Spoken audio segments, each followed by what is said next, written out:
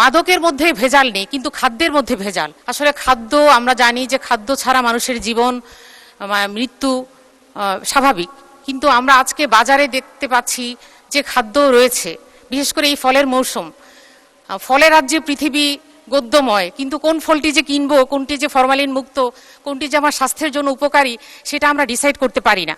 তো এই অবস্থা কতদিন চলবে?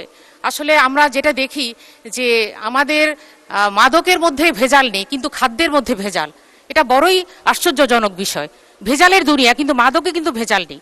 তো আমি আপনার মাধ্যমে মাননীয় মন্ত্রণালয়ের মন্ত্রী মহোদয়ের কাছে আমার প্রশ্ন যে আমরা এই ভেজাল মুক্ত খাদ্য এটা নিশ্চিতকরণে কী ধরনের পদক্ষেপ রয়েছে, খাদ্যের মান সংরক্ষণ এবং জনগণ যেন ভেজাল মুক্ত খাদ্য গ্রহণ করতে পারে, সেটা সামান্য হোক, এ ব্যাপারে আমি আপনার মাধ্যমে মন্ত্রী মহোদয়ের পদক্ষেপ জানতে চাচ্ছি। মাননীয় স্পিকার, আপনাকে ধন্যবাদ। মাননীয় প্রতিমন্ত্রী। মাননীয় স্পিকার, মাননীয় সংসদের মধ্যে যে প্রশ্ন উত্থাপন করেছেন এটি অত্যন্ত গুরুত্বপূর্ণ এবং আমাদের দেশে এই খাদ্যে ভেজালের কারণে বিভিন্ন ধরনের অসুখ, যেমন ক্যান্সার, কিডনি থেকে শুরু করে ব্যাপকভাবে মানুষ আক্রান্ত হচ্ছে। মাননীয় প্রধানমন্ত্রী বিষয়টি সম্পর্কে অত্যন্ত কনসার্ন। মাননীয় প্রধানমন্ত্রী গতকালই এই ভেজাল বিরোধী অভিযানগুলো পরিচালনার জন্য একেবারে ক্ষেত্র পর্যায়ে যারা কাজ করেন, মোবাইল কোর্টের ম্যাজিস্ট্রেট, তাদের সহ সংশ্লিষ্ট কর্মকর্তা এবং মাননীয় মন্ত্রী মহোদয়কে নিয়ে প্রায় 3 ঘন্টা এ বিষয়ে আলোচনা করেছেন এবং কিভাবে এই ভেজাল মুক্ত করা যায় খাদ্যদ্রব্যকে, সেজন্য মোবাইল কোর্ট পরিচালনা সহ অন্যান্য বিষয়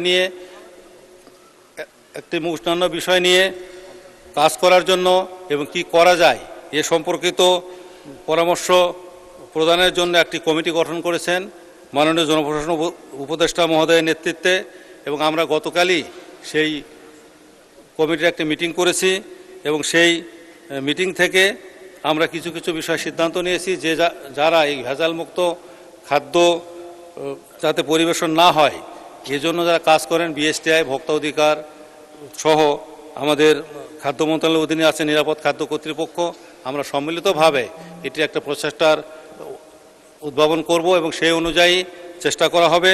এবং আমি ব্যক্তিগত মনে করি মাননীয় প্রধানমন্ত্রীর নির্দেশনা অনুযায়ী আমরা এই ভেজালমুক্ত খাদ্যদ্রব্য ভেজালমুক্ত করতে যে পদক্ষেপগুলো গ্রহণ করা দরকার সেই পদক্ষেপগুলো গ্রহণ করার জন্য সচেষ্ট হব এবং সব ক্ষেত্রেই, যেহেতু আমরা সব ক্ষেত্রেই স্বচ্ছতা, জবাবদিহিতার সাথে এ সরকার কাজ করছে এবং সকল ক্ষেত্রেই যাতে সাকসেস অর্জন করার জন্য প্রচেষ্টা শুরু হয়েছে, ইনশাআল্লাহ এক্ষেত্রেও আমরা সাকসেস হব এই আশাবাদ ব্যক্ত করি। মাননীয় স্পিকার, আপনাকে ধন্যবাদ।